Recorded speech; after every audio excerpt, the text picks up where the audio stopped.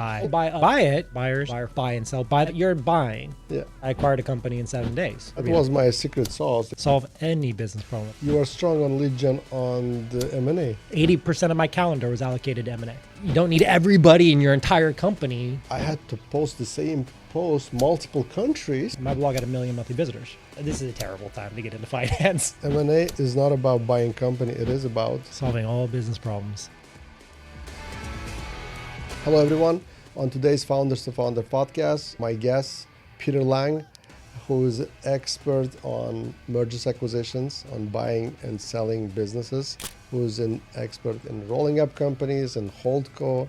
We're going to be hearing a lot of experience why M&A can solve any business problem. Peter, thanks for joining our podcast.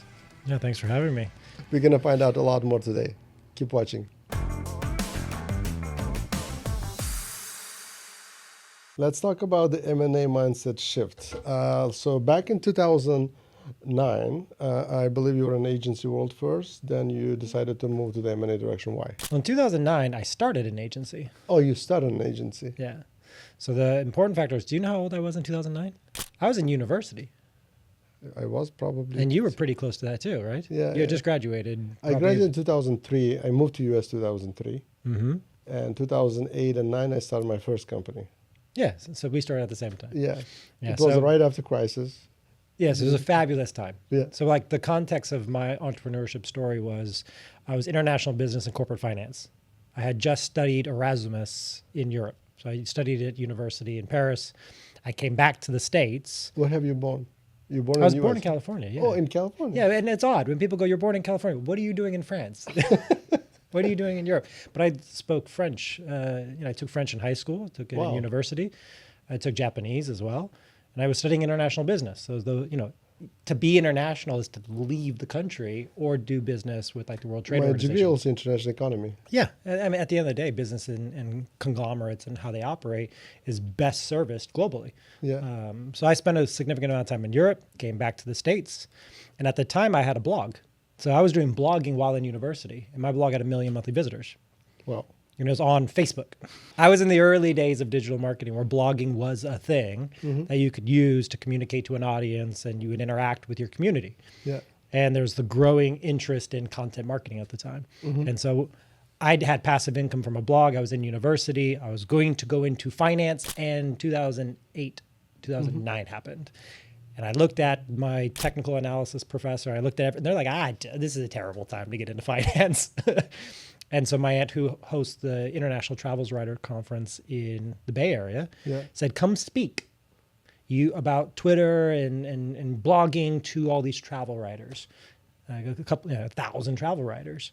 And I was in university, no business, nothing to sell them. Yeah. And I went and talked about social media in 2009.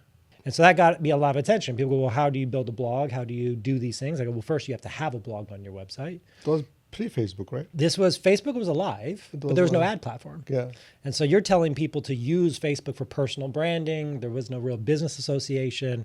You're telling people early on, build a presence and believe in it. And everyone's like, why am I posting a photo of my food? Why am I talking about what I'm doing today? Right? The very early days.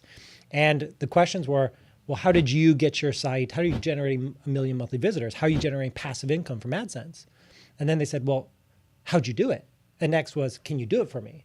So it kind of transitioned to me being an accidental entrepreneur. Rather than going into corporate finance and being a really scrub level doing spreadsheets and decks, people were paying me to advise them and consult as I was graduating. And then they were like, can you build the website for us? I'm like, well, I'm sure I could find someone who could help build a website for us. And I slowly built the basically you already had a demand, then you had to just figure out supply. I had to go, how do I do it? Yeah. Like I didn't want to be the only one doing it. So we launched an agency. And that was in 2010. That was Uhuru. So corporate finance, you got to the agency world. Yeah, I started with M&A, started with corporate finance, and then became an accidental entrepreneur. Probably at the despair of my parents. We're like, we wanted him to go to business school and do something proper. And how long you ran that agency for? Until 2022. So like the main beating of my head was from 2010 to about 2017. We grew a lifestyle business. We grew, we expanded, we went global in 2014. We had a fully remote and distributed team. I was all in on remote. I spoke at remote conferences about transitioning in global workforce, especially in service businesses. And then I did small transactions. I did a deal that got me a small remote team in Rome, Italy. So that was your first acquisition? I like to call that my first try. Try. The founder I knew from Erasmus, from university, we kept in touch, and he had a Facebook advertising agency in Italians. And he was much more American than the rest of the team. And this is where I learned about cultural alignment, which is we have an American disposition, a certain way of working, a certain work ethic. And that's not the same in every country, especially in some parts of Italy. Yeah. And so we did this acquisition. I was in Italy for about a month. He ended up just working for our US clients, and we ended up winding down the Italian side because even they didn't like Italian clients. So that was my first dabble. I also did a small acquisition of a creative agency. So it was an acqui-hire. And this was just me being opportunistic. So I wasn't being acquisitive. I was just saying, here's an opportunity for us to collaborate. Can we do a deal? So can you come join us? And then we figure out the mechanism to absorb those clients and then service them moving forward.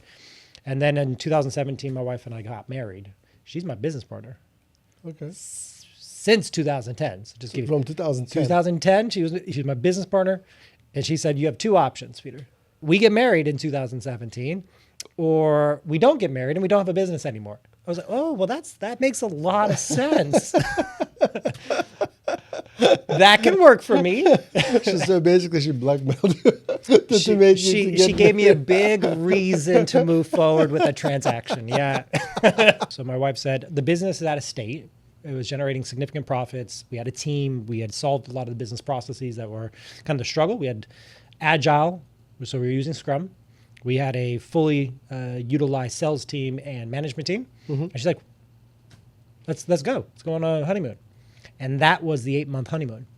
8 months. So we took a sabbatical. We stepped away from the company in 2018, and we were out of it for eight months. 8 months. We traveled literally around the world. And how big was your team? At the time, it was about 30 people. 30 people. Yeah. And what was your revenue? We were at 4.5 when we left, and we were at 4.6 when we got back.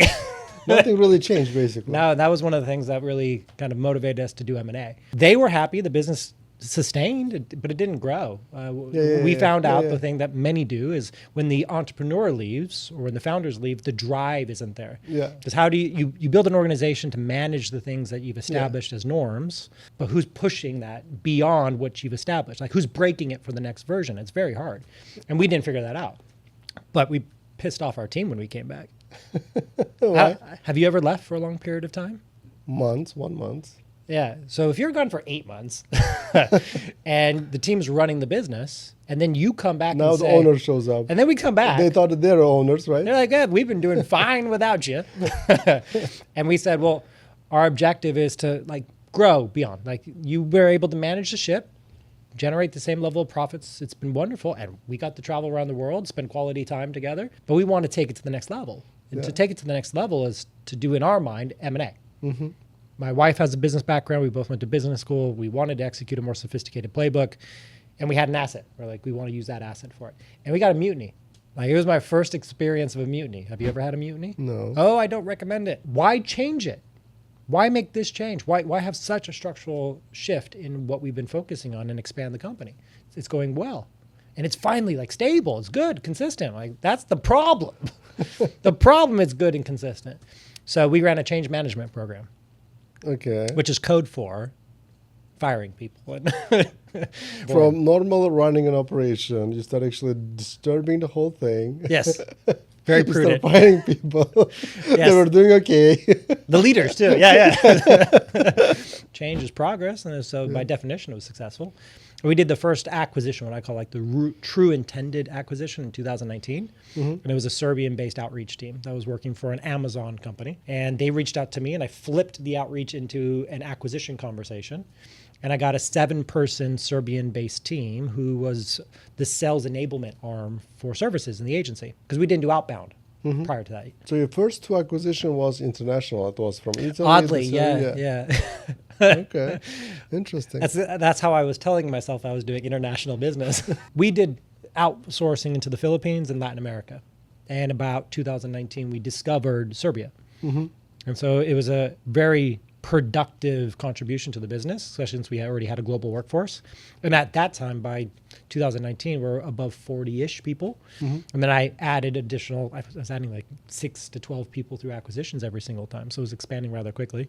But they were geographically isolated. So when you're adding 6 people who aren't coming to an office, it's not as structurally disruptive as look at all the new people who just walked through the door. But what I got in that deal was lead gen specialists. I never had them before. So when I was starting to do M&A, it was all opportunities, relationships, network. And now I had a sales coordinator, multiple lead gen specialists who could be BDRs, SDRs. And I took one of them to be my M&A outreach. And I used all the standard operating procedure for outbound prospecting and did it in corporate business development M&A. And that's what was the big shift. So what got a lot of people to become aware of me was the fact that I was successful at generating new deal opportunities, creating deal flow. And that's just because I ran an outbound system. You are strong on lead gen on the M&A. Yes. It's the generating a pipeline is probably the most powerful thing you can have in trying to do M&A. That's what I was not able to impress you with my skills. That's why your pipeline does not. You're like, let me show you all the things I could do in lead generation. I'm like, yeah. Now, you heard me say this, and you've heard me say this a lot. I want to do nothing other than M&A. Yeah. And so although I ran a digital agency, I know digital marketing, I know lead generation, I know those bits, if I say the words, I now am that thing again. So I try not to say anything in regards to lead generation, technology. I only focus on the wheelhouse of M&A. But that was the big shift. And then the deal that blew my mind was I acquired a company in 7 days. Okay, tell me more about it. So this was Barbara Brown, What year? Branding and Design, 2019. This was August. It was a Ventura, California Was it before based. COVID or after COVID? It was before COVID. Before COVID. Yeah, before COVID. The founder of that, the owner, not so much founder, but the owner of that business committed suicide. Oh, sad. The business reverted up to his 80-year-old parents. Wow. And so we had a shared accounting firm. And Al Martino calls me up and says, Peter, I know you're acquisitive, and he's kind of my mentor, like the accountant, retired M&A guy who's doing bookkeeping as a hobby and golfing every single day. He said, I know you're acquisitive. There's an opportunity. And this just happened. He gave me the details around it, and it was tragic. You can jump in on this before it vaporizes, before it completely goes away. The team's going to quit. The clients are all going to leave. And this was close to $4 million in revenue agency. What can hurt? So I called the managing director. She worked out of the local office in Ventura, California, not too far from where we're recording. She told me what was going on, gave me the rundown. We had a shared accounting firm, so I got permission from her for Al to disclose the financials and give me everything I need. And then I called the parents, talking about how sorry I am for the loss of the child. Their other son is a paraplegic, and so this is a family that's endured a lot of pain. And I said, how about if I do a deal? This creates a lot of uncertainty. I'd have to move very, very fast. And I essentially acqui-hired $4 million in revenue. How much you bought it for? 100% earnout. 100%. It was on net recurring revenue. So I paid them a percentage on what I was able to retain. Because I wasn't sure I was going to be able to save the company. I wasn't sure if I was going to be able to save the team. And that's where I learned the definition of a motivated seller. Got it. I didn't know that before. Although you can read a lot of things in business buying or in M&A about motivations for transactions, that was the first time I got a real life exposure to a motivated transaction. Way beyond just the economics of the business itself, the narrative that was more important than the deal itself. And so I had to make a promise. I said, I won't fire any of the team, and I'll do my best to save every client that I can, but I can't guarantee I'm going to do it. And so I flew to Ventura, California. Well, I did the deal with them in 7 days, processed all the bids, did the purchase agreement. What was the details of the deal? Standard purchase, asset purchase agreement, the expectation. The structure, like you said, $4 million top line. What was the net? They were making about $1.2 million a year in net. Okay. And what was the structure look like? So because they had project revenue, it wasn't recurring revenue. Like 10% of the company was recurring revenue. The rest was project through MSA. So How much the company ended up costing you? Well, costing me, or how much did I make from it? This is two different things. I ended up paying them close to $500,000. Got it. 10% of what the company earned for whatever period of time. Yeah, and I said for the duration of those clients. Got it. Oh, duration of the clients. Got it. So that wasn't much. I mean, Yeah. at the end of the day, we couldn't service the clients very well. They weren't the greatest fit. I mean, some of the team members wanted to leave naturally. There was disruption to it. But I still grew the agency considerably. I got team members we didn't have. And then I got to experience it. I had to fly to Ventura, California, into an office, open filing cabinets. The agency was 39 years old. The gentleman who committed suicide bought it from its original founder. Oh, Yeah, it was an old agency. It had been around for almost 4 decades. And so you're opening filing cabinets of them working on the Roosevelt Library. And next to a photo with Roosevelt is an employee's tax return with their social security number. Just like just an unorganized mess. And I converted all remote. yeah. But that's where, if you ever hear me say online, it's like from then I was like, I added so much size and scale to the agency in that transaction. I go, I should only do that. Why should I spend my time doing anything slow, organic, sales, marketing, when I could just focus on this? Mm-hmm. Then I did another acquisition in November. That was a healthcare marketing agency that did content marketing. And then I acquired a terrible e-commerce agency in February of 2020. And then COVID hit. So that's when I got known, though. I joined some M&A groups. We met through Roland's group. Yep. I was like, ooh, this is fun. COVID and M&A group. I would join some M&A groups. I showed up and Deanna was like, wow, you're really far along. How do you have so much deal flow? And during COVID, I was talking to 7 sellers a day. 7 sellers a day. I had nothing else to do during COVID.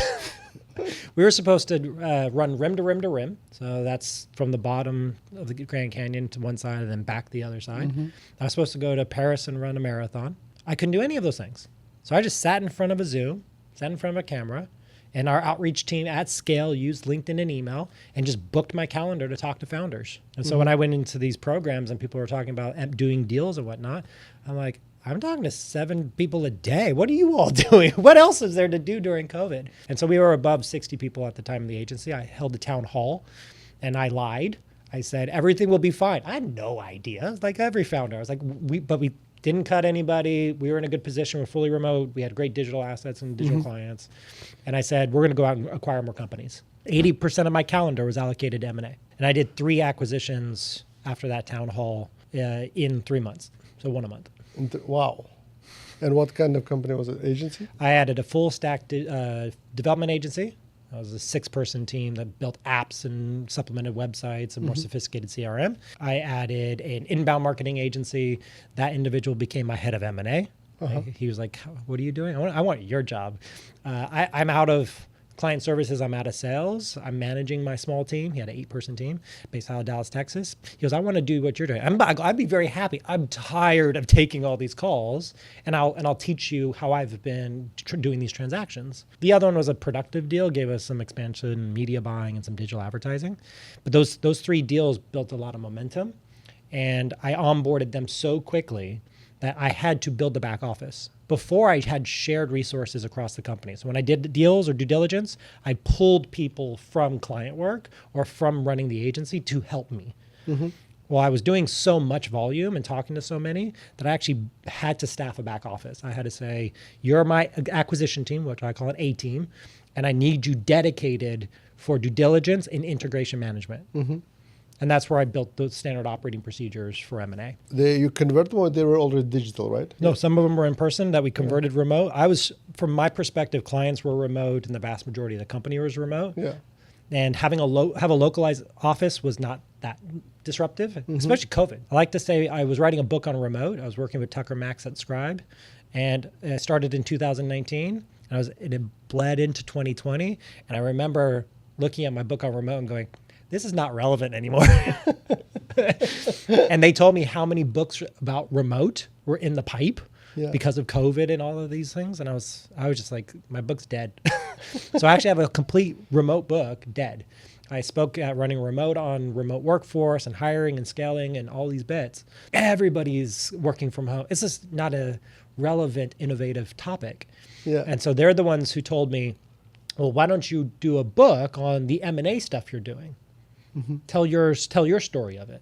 And so that's when I first said no, because I was writing 250 words a day. And I said, I don't want to do that anymore. And they said, well, do a course. So modules are chapters. And that's where I first created an M&A course in 2021. Got it. But before you created for remote work, right? The first book was on remote. Yeah. You know, I run also a remote organization completely. In home services. And it's bananas that it's home services. Yeah. Right? Because if you think about, when you think of home service, you think, okay, you got roofers, you got repair people, you got assets and equipment. Yeah, we have a basically global organization, like as you mentioned, and 200 people. But before COVID, I was pushing them to work from office, like almost like I would show up every day, and I would actually like lead by example. You'd walk around the office. You walk around the office. We are safe. Like during the COVID, I would push all of them to come to office. We had an office in the Philippines. We had an office in Ukraine, in Kharkiv, and then in LA. And my people quit actually because companies started moving to remote or work from home. Yeah. I didn't allow anybody to work from home. And they started leaving basically organization. Like I lost half of my team probably. What year? It was 2000, right after COVID. Like so 2021-ish. 21-ish, yeah. And then after I gave up, and then I tried a hybrid one. Like some people work from home, some work from office, and we installed Time Doctor, and I started monitoring Time Doctor. So it's like, hold on a second. But looks like actually people who work from home, they were more productive. Yeah. They're more results oriented because they cannot go to like kitchen and drink coffee and just talk or smoke outside and discuss. They have to really do the work. People who was working from home outperformed. Yes, they actually outperformed. Yeah, and that was my experience. At that moment, actually, I decided to let everybody. I pushed them out of the office, and I still have empty. 5,000 square feet office, empty, like with computers, with tables and everything, chairs. Like I'm not bringing anyone back to office. We decided to completely go to, and once I moved them from office to home, actually a lot of people moved out from LA because LA expensive. Yeah, freedom. And now we only hire overseas. Yeah. And we are hiring them in same time zone, LATAM, like Colombia, Argentina. We hire a lot of Ecuador, from Ecuador and Europe as well, like Serbia or Caucasian. Like great talent. Like you have access Amazing to global talent. Yeah. And I was fortunate to know it from an international business perspective, but there was such a stigma to it. You were not going to get as good of labor, or it's a certain type of fulfillment labor you could get overseas. But as soon as you opened up, it was a great resignation in 2021. It was this, stance that employees were taking against organizations saying, no, we feel there's a better way for us to produce. Yeah. Now, the data can be argumented any direction, right? There's evidence to support in-person outperforms remote. Scott Galloway's done reports on this, and his reports about, in-person is coming back and being productive. But I was with you.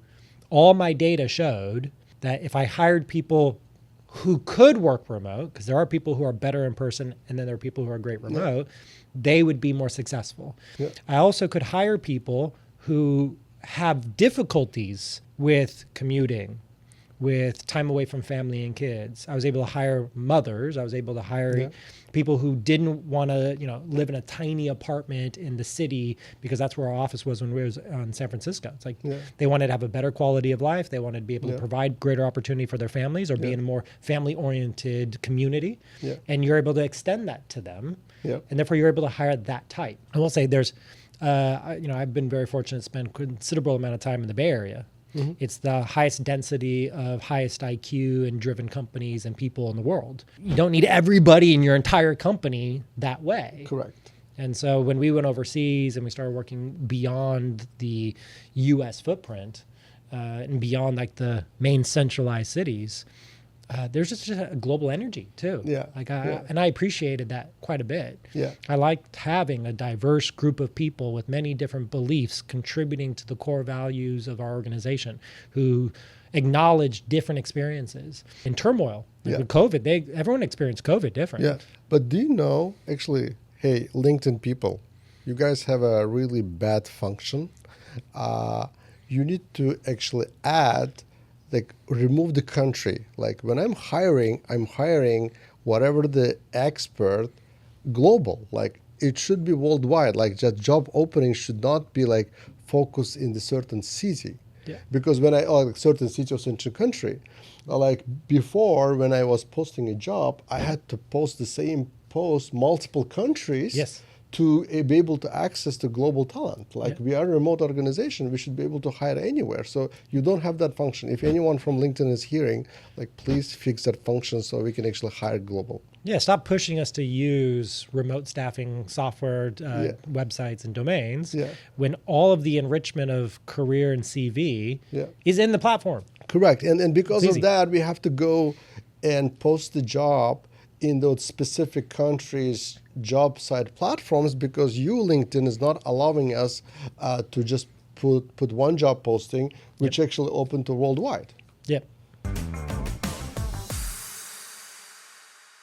You know, like in average, a remote organization saves about 10% on P&L. Yeah. That's on average. It's actually more, More. depending on Oh, the cities. Correct. Yeah, because if you are, you're right. Because my COGS is technicians and the parts. Yes. On OPEX is like less. On OPEX we save 10%. But Yeah. if your really COGS is like agency, much bigger. Professional service and professional service and services, fulfillment correct. offshore and nearshore. Yeah, it's bigger, much bigger. Much bigger. on Yeah, that. you can go from 20-30% margin in a service business to 40-50 quite quickly. Yeah, that's your competitive advantage. Yeah, also the ability to interact across global time zones. Yeah. So while someone goes to bed in the U.S., someone's working in the Philippines or working in That Serbia. was my secret sauce actually when I opened my organization to Yep. like. That was ours too, yeah. Yeah. Before I go to sleep, I delegate all my tasks. Yep. And my executive assistant would basically accept all the tasks in like Yep. evening time and wake up in the morning. 100%. Everything is ready. Yeah, Like we were you're able. 24/7. This is why you're able to implement agile. Yeah. In a true agile way. Correct. Because you could actually have a project transition Yeah. and just continuously in motion. Yeah. And so when most US organizations who implement Scrum, we're doing 2-week sprints. Yeah. That's mainly because the density of the people doing the sprint were in the US. Yeah. So they needed 2 weeks of work output. But because we had a global team Yeah. and because they could hand things off to other team members, because we had Yeah. a hive structure, it was like a pod, but a hive structure, we could have a 1-week sprint. And so Yeah. our competitive advantage was we're able to do things faster Yeah. and do things better, cheaper. Yep. But I still did value-based pricing. So cheaper was my gain, not exactly the market pricing game. But I was one of the biggest proponents of it. And I had been fully global remote as a service business since 2014. Nice. So when COVID hit, it wasn't that big of an issue, but Yeah. One of the things, like to go really AI, it's you have to go through certain stages, and if you can go to remote, it means you have document all of your processes, Yeah. like SOPs and everything is in place. If you can make someone work remotely with SOPs, it means now you can automate it. Yeah. If you can automate it, now the AI can actually replace it, right? yeah, Like, you, it's you actually really have easy. the infrastructure to identify what could be replaced by Correct. technology. Yep. Yeah, if it's not predictable, then it's really hard to, because if you automate something unpredictable, you're just multiplying the mistake. 100%. Yeah. And I like to give a lot of my agile and work decomposition mindset. Like that is where I got my decomposition and M&A from. I already came from an operator mind of saying, okay, we're going to be agile, but we're going to identify every story point. We're going to have a description of ready and a definition of done and the steps in SOP to complete that item.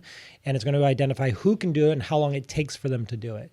And so we built the agency with a service catalog. That service catalog included every type of work output you could create and then bundled into larger epics, meaning things that require multiple contributions for it to be a completed project, into greater initiatives. So since we had that work decoupling, so work decomposition, we knew it could be replaceable with AI. We knew it could be enhanced with technology at any given moment. Yeah. We also knew how to support people with learning and development.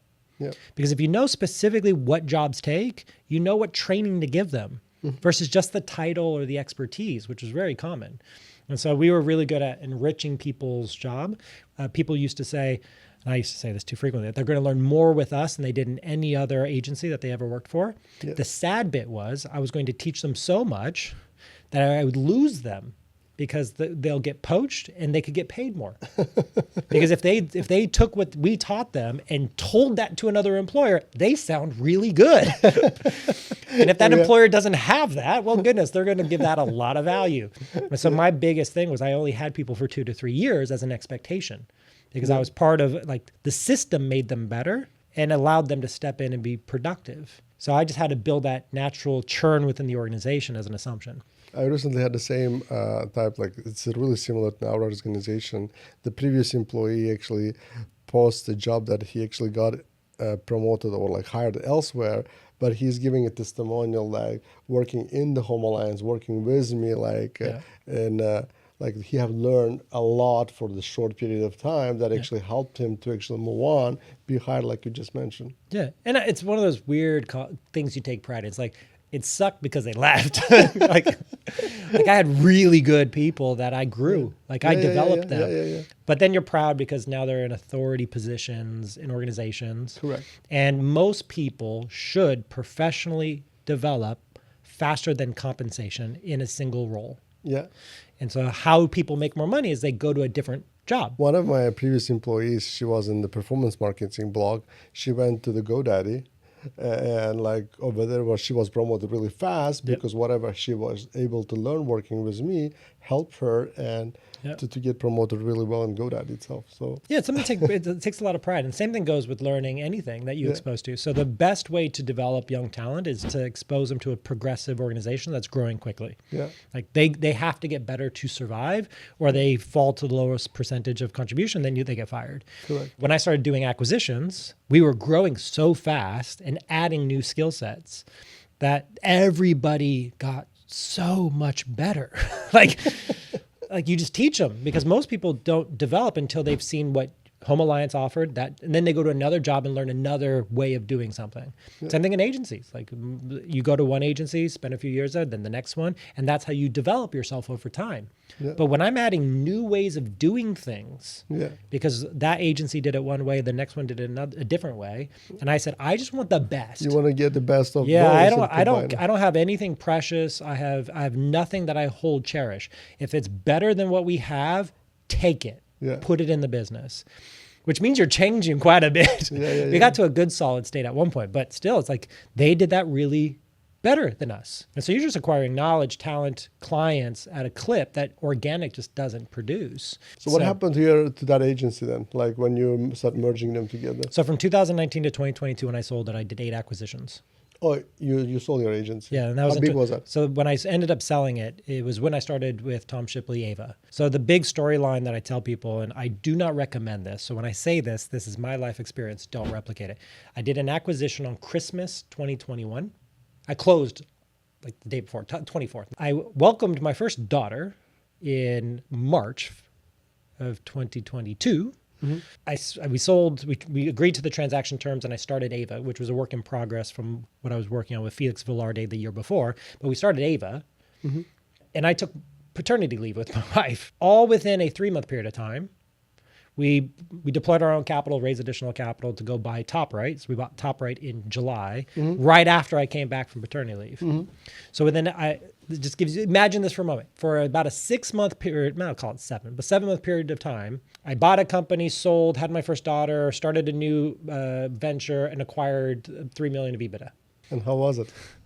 I don't recommend it. For so long, from 2010 to that point, even though the M&A side did accelerate me quite a bit, I, as an individual, as a professional, as someone who has expertise, learned a tremendous amount, which is why it was also fun. It was very challenging, very hard, but extremely stimulating. And so I moved so quickly into opportunities. And, like many, like these opportunities were presented for years of work that led to them. It wasn't like they just all happened, day one easily. And how big was your agency when you exited? In EBITDA, we're over 2. Over 2 million? Yeah. Got it. And how big was your team? We did some big shifts. So the deal I did, it got me 22 people, that December 24th transaction in Ecuador. So that got us closer to 80.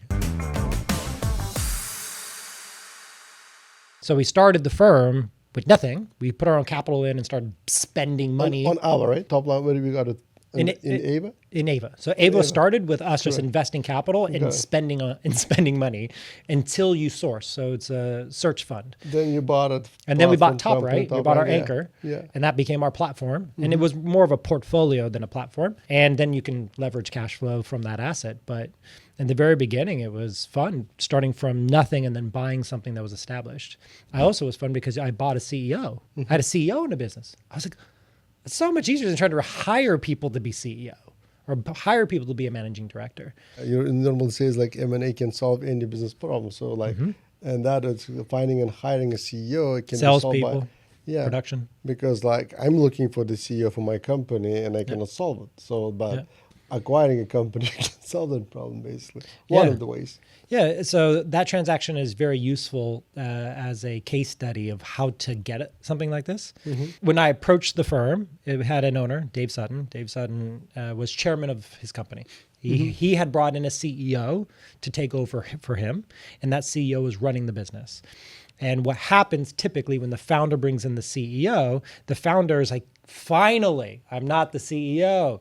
And finally, I'm just going to take the profits without having to really work as hard in the business. And the CEO and the team goes, where's all the profits to reinvest? So it's this weird like ascension for the founder, but a disappointment for the operator. It happens constantly. And so you get a disgruntled CEO who's feeling like the owner is not investing back into the company that they're operating. And we didn't know that at the time, but that's ended up being the case for this deal. Part of our promise was to invest into the business. We had a horizon, we had some objectives, we had some ways we were going to support the business that enabled us to go into it. And it was a $3 million of EBITDA business that trades for about 5 times. So, $15 million of enterprise value on a $3 million of EBITDA is pretty standard. And they had great contracts. They had things that were long-term, government, that were money comes in before payables go out. And it was just consistent for years and gave us a lot of confidence in this being a good anchor. It had its own hiccups and its own things like all deals do, but it was a great win for me because I also spent the most money I'd ever spent in a transaction. I also built a back office off of that. So I had to staff up the back office. We had to build the infrastructure to support and digest this asset and then build a roadmap for doing an acquisition a month, which was the next step after the anchor. So it was a hell of a year. How many acquisitions you did after that? That's the year we met in an event. So you came to an event we hosted in 2022, and we had really like a crescendo of like effort. And then we had the banking crisis in February of 23. So we had a 20 million facility with 90% of the LPs had their money in Silicon Valley Bank. And so they pulled from us. We were closing that week, the banking crisis.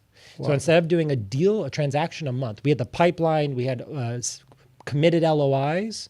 We went from going to do a deal a month and deploying additional capital to we only did 5 deals that year. We had to downsize the back office team. It was not a fun year. I was unnecessary. I had a head of M&A. I had 2 M&A associates in the department. I said, I'm not needed. If we're not doing the plan, if we're not going to have the same level of expectation, I'm not needed. I'm not interested in sticking around for that. So I did 2 half Ironmans and a marathon. So I transitioned to board member in 2023. And the team did 5 acquisitions but pieced them together and kind of took advantage of what was available. And we had to kind of like minimize the strategy and kind of take a digestion of like where we're at and what we want to become. And that's when we decided to like start pivoting whether or not Ava was going to be something we wanted to recommit to. Because it took us 2022, we started the project basically January. And then it was a whole year later, and then we got punched in the face. And it's just like, do we really want to do that again as partners? And that's when the potential for divesting all of the assets we had acquired started becoming something we would entertain. And that led to me then, my wife going, "What's wrong with you?" I said, "Well," she goes, "I know you're disappointed that project didn't go the way you wanted it to go. It was going to be a big thing. It's going to be like the next decade of effort." She goes, "You need to do something." You need to do something. And that was the course. So I had done the course in 2021. I kind of shelved the book because of Ava and the projects and all having a child. I didn't get to any of those things. And so she said, work on the book. Let's do another course launched so you can update it with all the stuff you've done in Ava. And then I acquired Growth Hackers as well that year. Can you tell me details about it? Because I tried to figure out what the Growth Hackers is about. I couldn't. Probably you really don't really go into much yourself, right? There is a partner who runs that. My general stance is I don't want to be a CEO. Yeah. I clearly see that you're kind of trying to stay away. I don't want to be on the org chart. No, I do not want to be on an org chart. And once I had acquired CEOs or acquired business partners who could operate the businesses, I was happy not owning 100%. Yeah. I'm happy owning a majority and in some instances a minority if the person's running it and I'm not doing the things other than M&A. The deal came back to me. I had originally had it in 2021. It came back to me in 2023. And Elton, who owned it at the time, who bought it from Sean Ellis, said, hey, we're a software company, but we have all this media assets. And I heard from a shared resource, this would be Roland and many others, who said, you can go buy other things other than businesses. And I had yet to explore that. And I looked at growth hackers and go, I don't want the software. Carved out the software. And I bought all the media assets. I bought the event, the 60,000 person newsletter, I bought the website, I bought a 30,000 person membership site. I bought all of the digital assets, not the software. And that was where I learned the next thing, which is you could buy community and audiences. Before I just bought businesses. And so Growth Hackers is an online community. It's an online university. It's a newsletter. How big is the community? The community itself is 20,000 people. Wow. The newsletter was 60,000 people. They were emailed every week since 2018. Mm-hmm.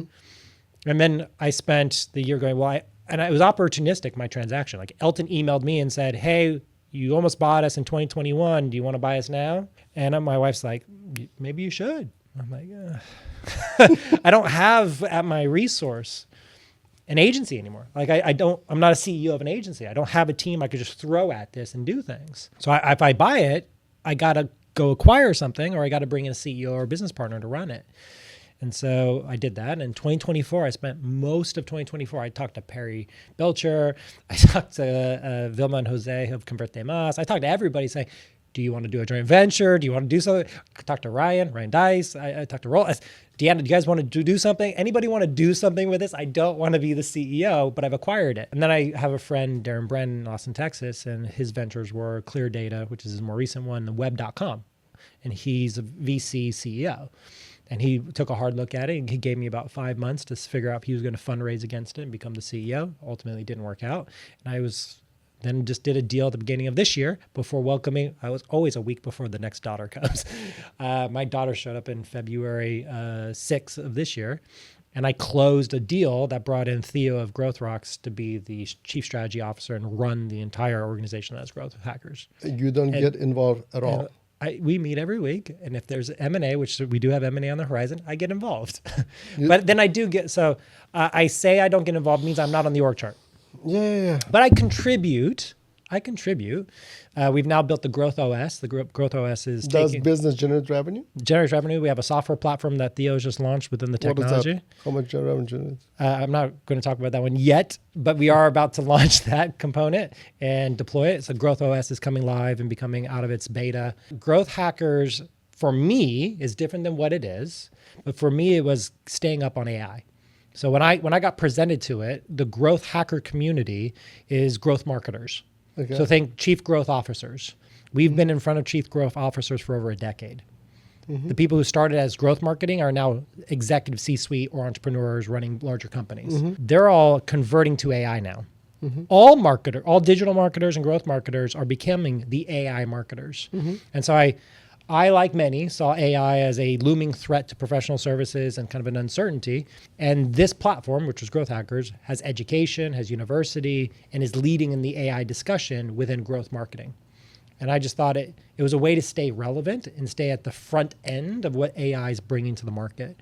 And so that's what it is now. It's going the direction of saying, how can you build AI systems that expand the capabilities of growth teams? And I believe you also help other founders. You're on their boards, right? Yeah. As soon as I transitioned to board member, so a non-exec of Ava, I could accept some outside responsibilities or roles. When I was head down in Ava, I wasn't interacting. I was just focusing on my own project. And so because I had students, I had accumulated some students over the years from 2021 to 2024, they reached out to me and said, hey, we want to do our roll up, or we want your help, or we would like you to help get involved in some capacity. Would you be open to it? And I was available. My wife said that'd be a good idea for you to spend some time with people. Are you still accepting? It's really hard for me to say yes to them, mainly because it's just the structure by which I advise is supportive of transactions. And my commitment to an organization was based on them selling. I didn't want to say yes and become someone's board advisor for 10 years. Got it. If someone has a plan of exiting in 2-3 years. Yeah, if they're going to use M&A, they're going to use And my you're gonna use systems, M&As. and they have a very specific target terminal date and end date, then it was easy for me to commit to that because Yeah. there's really constraints and parameters that make sense for me. Like I was at a season, like I believe there's seasons in life, seasons in work, where I was agreeable to help mentor my students and be a resource for them. Oh, that's And why so- you were asking, like, what is your when you want to exit? That's why I asked that question. Yeah. Yeah. And I get when people tell me I'm not sure, or this is a long-term hold or a lifestyle business, and I want to continue to get the cash for the business. That's fine. I just don't want to help you.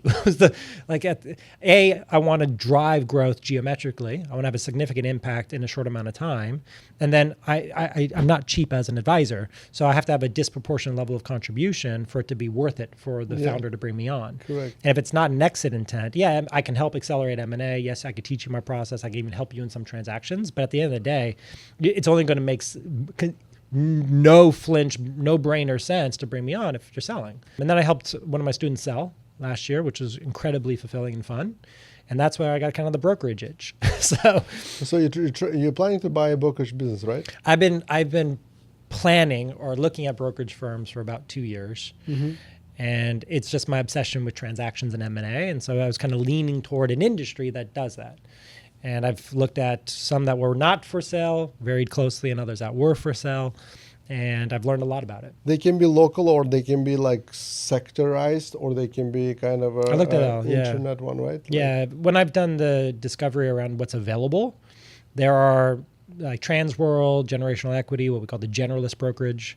They do require compliance to federal and state law in regards to representing securities. Then there's Finder brokerages, which are essentially just connectors of sellers and buyers. M&A advisors kind of? Kind of M&A advisors, yeah. Shane Henson wrote the federal exemption for M&A advisory, which allowed someone to be an M&A advisor.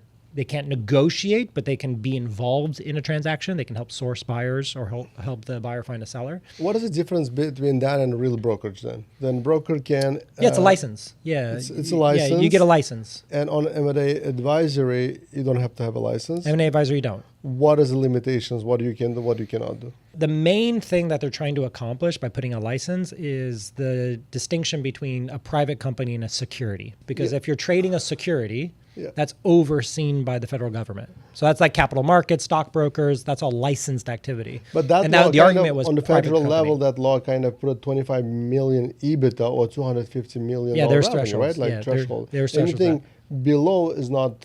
Which is rather You new. don't have to Yeah, have yeah. that? That was the federal exemption that he was working but you towards. still have state level. State level. Yeah. And then if you're working on a cross-border, meaning state border transaction, so a Texas company buying, say, a California company. So it's not that you could just default to one. It's both buy and sell parties have an influence on the transaction jurisdiction. Yeah, it's really interesting when you're playing now, when you are buying and selling, not just some small transactions, some big ones. Yeah, the deal flow too. Deal flow is... Yeah, so what I find interesting about a lot of the brokerages is most people get to a level of enough. Yeah. So the business itself is a brokerage. That's enough. But they've done nothing to take advantage of the assets, the deal flow that they have. The brokerage can lead you to multiple other businesses. It's like from one side, it can be consulting, like preparation for the exit. And other side, it can be the holding company, which is going to be holding those assets, right? And actually like doing the mergers. There's an entire value chain of M&A. Yeah. So the way I described my vision, which I haven't really talked about yet, which is I want to own the entire value chain of M&A. Yeah. So I want the accounting services. I want the valuation QOV. I want to have a brokerage firm. I want to be able to do lead generation. I want to have the digital transformation, the consulting firm. I want all of that ecosystem because I want the life cycle of my customer. It can be actually even wealth management. Well, no, two formats. A fund and wealth management. Yeah. So I advised WebStreet, and WebStreet is the fund arm of Empire Flippers. And that made me aware of why funds get started. And so Empire Flippers had a significant amount of deal flow, and they had investors come to that website. So they had operators who wanted to buy the companies with no money, and then they had investors with money who didn't want to run the companies. And they're like, damn, our product's not moving. The listings aren't moving because these two aren't talking to each other. So we start a fund called WebStreet. They bring the operators for their listings. Yeah. So they just took the two people who came to their site and put them together in a fund format. And that's what you can do if you're involved in building deal flow and you've built relationships with the companies that transact, you can get into, okay, well, wealth management being one, of course, but you can also have them invest back into the thing that they participated in. Mm-hmm. If you're going to invest in something, know the business or category you're investing in. Well, if you've exited it, then reinvesting into businesses like yours that you sold is a huge advantage. Yeah, because you understand the industry. Yeah. And at the same time, when you are selling, you probably have already do not compete. You can't run the business like that. But you can invest in that. Yeah. Because it's different. You're not running the business. You're not buying. You're not competing. Well, you can't most of the time you can't buy a business just like it, but you can put your money into a fund correct. that invests in that category. Yeah. And then if you think, imagine a group of investors who all are people who successfully ran the businesses and sold that you're buying. Yeah. That's a great pool of advisors and resources. Yeah. Just like if you think of like the ecosystem that builds, and then you can do that in every category. So I call it owning the value chain of M&A. And that's the vision I have for the next 5 to 10 years. And so the brokerage buying versus starting is the discussion, but those are the component parts that I'm prioritizing. Because like now I'm playing in home services, probably like $500 to $1,000 checks. Yeah. But this one is a few more zeros. Yeah. A few more zeros. Yeah. By the way, yesterday when we were in that hotel, Astoria, I felt like I remind that movie on the how do you call that? Pretty Woman. Pretty Woman. Yeah. Richard Gere. Yeah, Richard Gere. When he would actually break the business and break it down, and that's how he makes money. But here I'm thinking of like how you actually consolidating businesses together, and that's how you create wealth. That's Pierce Brosnan is the counterweight to that. So that's Thomas Crown Affair. Yeah, I was obsessed with M&A as a subject matter. Yeah. And I was inspired by, so like my holding company was named Lang Acquisitions as a homage to Crown Acquisitions. Yeah. And so how he built an empire. And I think of M&A as an empire built as a tool, as a skill that you can use to expand legacy and wealth. And if you're thinking of things in ecosystems, yes, you can have diversification within an ecosystem, which is prudent, but you can also have critical mass. So you can own more TAM and have upstream and downstream implications and access, which just gives you more control. And so I'm in the camp, and I think you and I were discussing this last night, like we want to own more of the things that are around our asset versus completely diversify into non-adjacent component. I'm still at a state where I too am building, but I'm also I have young kids in the house. I got to think of like schooling. I was about to spend the next few years potentially living in Europe for a good period of time. You want to go back there? and then I have this deal that I end up having put on my table, which could pivot that expectation to some degree. And that's why you better have an operator. I am a firm believer in having operators to do a transaction. I will say, I didn't have my operator when I bought Top Right until 2 weeks before close. So I had a pipeline go. I always have a pipeline going. Like I never turn it off. I always have outreach going across all industries. It's just how much I'm sending, I throttle. Got it. And so my team's always managing conversations because I think it's always good to have an awareness be tapped into whether or not people want to transact, whether they want investment. So I always have it on. And we ended up getting this small consulting firm in the pipeline. This is 2022 before I bought Top Right. And Matthew Krushko, he was this former CEO of a public company. He had been in giant network agencies, and now he's running a 5-person boutique. And you can't tell the size of some people's businesses when you reach out to them. You just show up to the first call. And I met him and go, you are extremely overqualified for how small your business is. Stop doing that. Come run Top Right. How much are you making? I'll pay you much more than that. And then come join us. And so I'm a big believer that the future operator of your business is currently running a small boutique. When you are putting those operators or COOs or CEOs, who comes up with the pay structure? I mean, the market typically. So the typical structure around a managing director versus a CEO, because there's a differentiation between the two. A CEO is going to be industry specific. There's going to be market comps. So if it's going to be an agency, for example, the CEO of an agency, depending on the market, I mean, we have firms Robert. Half does they produce. Here's the market. Here's the fluctuations given the state or region, and you're either above market if you want to be competitive, at the top 90 percentile if you want the best talent. And so a lot of that's just our HR department, the HR consultants we bring in. But the pay structure would be like basically yearly comp, salary, whatever. Yeah, And non-target then earnings. Yeah, on the top they have bonus. the bonuses, And then they have quarterly, retention. yearly. They also have retention bonuses and transactions. So if you've acquired a business and you want your and they come with a CEO, then you're going to want retention on that CEO for, especially if you're going to divest. So if I gave you an illustration, if it's helpful. Yeah. The CEO of the business we bought was making a little bit between 200 and 300,000 a year. Okay. He wanted to earn more, but the founder was not investing as much. So we said, okay, well, when we buy the company, we'll pay you more. We're also going to renegotiate the entire deal to give a portion of the purchase consideration in the form of a retention bonus for you and key members of the team.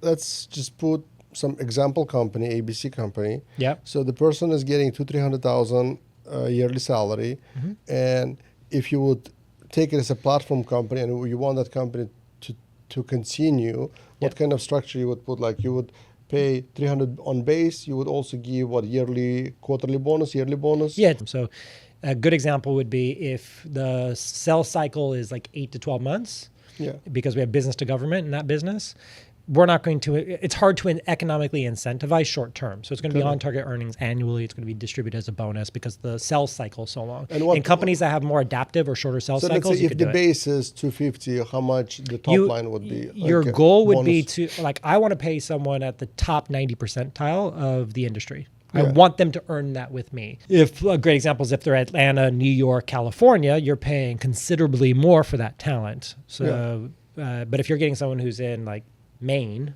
who's working remote for your Texas company, I mean, you can have a lot more flexibility in what you pay them as a base. So 225, 325, and then you start incentivizing them on bonuses off of how much growth you're looking to achieve. I'm a big believer in Charlie Munger. Show me the incentive, I'll show you the decision. So ENPS, you want to make sure the culture is strong. How many KPIs you would put? Usually just want about 4 or 5 key ones. So I like 3. I like a culture goal, I like a EBITDA goal, and then usually something that has to deal with like the market itself. I want to be like the top in the market or top within the the region. Some people say the best company to work for in LA or the best in this business. I usually have 3 primary that I'm shooting for them to own. Same way a founder would. So if I said, what's your top goals for the organization? If you don't give me a culture goal, if you don't give me a market goal, and it's only an EBITDA or revenue goal, I kind of know the way you administer your business. You're doing things in a certain way that at scale, from a human resource perspective, will be strained. Where if you give me those 3, I know you have a qualitative measure of how your organization is operating beyond just its economic production. Got it. And so I give that same level of expectation to the CEO or even to a managing director. In a HoldCo model, the managing director is between me, the HoldCo, and my CEO. You have a choice when you build out a holding company and you have true CEOs. So you have people who, if on their own, is running this business without your involvement, they don't like reporting to a board. Got it. They want to have one primary point of contact who can support them and be on their team. And so it's very typical and who's prudent. that person normally? A managing director. Who would be their comrade they themselves can be a CEO, but they're interacting with the HoldCo. So they report to the HoldCo. They report to the CEO of the HoldCo. They report either to the VP over that division of the business. And they work closely with the CEO to tap into the HoldCo resources. What happens in unsuccessful transactions is now the CEO has to go to the HoldCo and say, give me resources, give me money, give me attention. Okay. And that makes them underperform. Yeah. You don't want them doing that. You want them to have support, and that support is a managing director. The managing director and CEO, who reports to who? The managing director Yeah. is between the HoldCo and the CEO. So the CEO technically reports to the managing director, but we don't do it as a reporting structure. Who managing director reports to? So I'll give you, we have multiple service categories. Yeah. And so this managing director was an agency-specific one. He reports to our agency-specific founder. So we had 3 founders in our firm, in our investment firm. One was our CEO of the HoldCo, Yeah. Then we had someone who was the expert in the agency side, and all of agency trickled down under that person. So the managing director went to the agency at founder and was held accountable for the agency performance. The salary and comp of CEO sits on that P&L. P&L of that business itself. and the MD but is on managing us. director is on the HoldCo. Yep. Got it. So basically, the managing director normally sits in the holding company itself, Yeah. but more of a connector. We like to think of it as a support. right? Support, Like yeah. if the CEO had to interpret the board or interact with multiple parties after being acquired, it creates quite a bit of friction from the status quo of running the business. Yeah. This gives them, I'm a big believer in having one point of contact. You don't want to have a CEO have three bosses who's never had a boss before. Yeah. You have one point of contact, and that point of contact will deal with the mess. We'll deal with the CFO, the CEO of the HoldCo. Will be the liaison around the expectations, but we'll be able to support How them. often the CEO reports to HoldCo? The CEO works with the HoldCo CFO. So, I mean, we have access at a weekly level. Correct, yeah. The CFO and the accounting department with the managing director report on the business weekly. Like, we're not trying to have our CEOs feel like now they have bosses. Yeah. So we don't want them reporting to us. That's why we have the managing director and a CFO supporting them. Their job is to report to us. Yeah. We just are there to support our CEOs with capital, Correct. with time, or resources. Buy or build? By Favorite deal structure? 100% seller finance. Biggest red flag when you're reviewing company? Owner sales. One book that changed how you think about ownership? Hunter and the Hunted. What does working on the business mean to you? Acquiring a business and putting it into it. Hardest lesson you learned from the bad deal? I would say culture first. One skill every acquirer must master. Time management. Finish the sentence. M&A is not about buying company. It is about... Solving all business problems. That was a good one, actually. Peter, thanks for sharing all of your experience and the mindset of how the M&A can really reshape any businessman's mindset. And I believe what you are putting up, what you are teaching others in M&A can really reshape the M&A industry. Appreciate it. It was fun. It was fun. Yeah. Thank you. Thank you, my friend.